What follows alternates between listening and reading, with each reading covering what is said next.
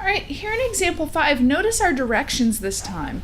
This time we're asked how many times x plus 2 is a factor. Well, that's a hint saying that this is a repeated factor, which means that x equals -2 would be a repeated root. So let's do our synthetic division multiple times. This time I'm going to set it up myself. -2 on the outside, and then my coefficients, 1, 4, 0 for x squareds, -16, -16. Draw my line.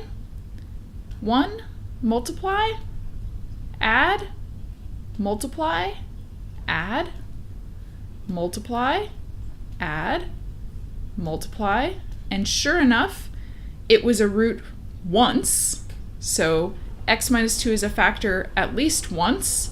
I'm going to repeat my division, so here's my new coefficients, and I could just put my -2 here again, but that might get a little messy, so I'm going to move over. My new coefficients, 1x cubed, 2x squared, -4x, -8 is the constant.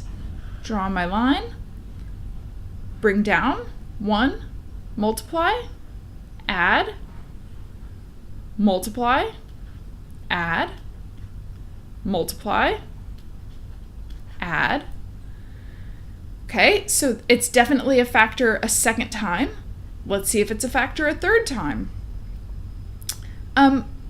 Actually, I'm going to step back a bit to think about what we're saying here. So now we're saying that this polynomial, p of x, is equal to x plus 2 times x cubed plus 2x squared minus 4x minus 8. And then we're saying p of x is equal to x plus 2 from here. And now this also divided by x plus 2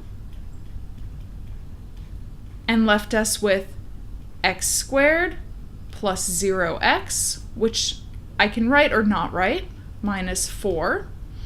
So now we're saying that all of this multiplied gives us back the original. Just these two bits multiplied would give us back the x cubed term. And now we're going to see if it divides again. -2, whoops, wrong way. -2 goes into 1, 0, -4. Draw the line, bring down the 1, -2, add it up. That's going to give me -2.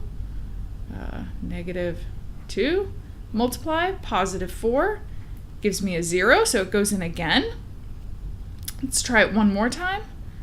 -2, 1, -2, draw the line, I get 1, divide, add it up, I get, sorry, not divide, I multiplied, add it up, I get -4 is my remainder. So x plus 2 was a factor 3 times. So we ended up being able to divide 3 times by x plus 2.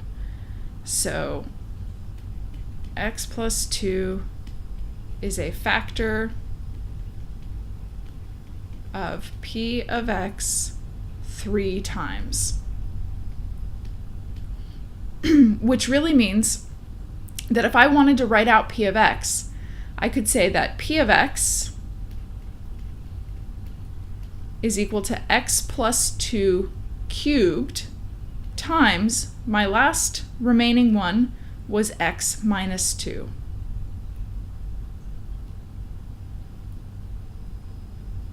Knowing always that the end part is my remainder, so this is going to be the constant term and I go up in ascending order. So -2 and then 1x.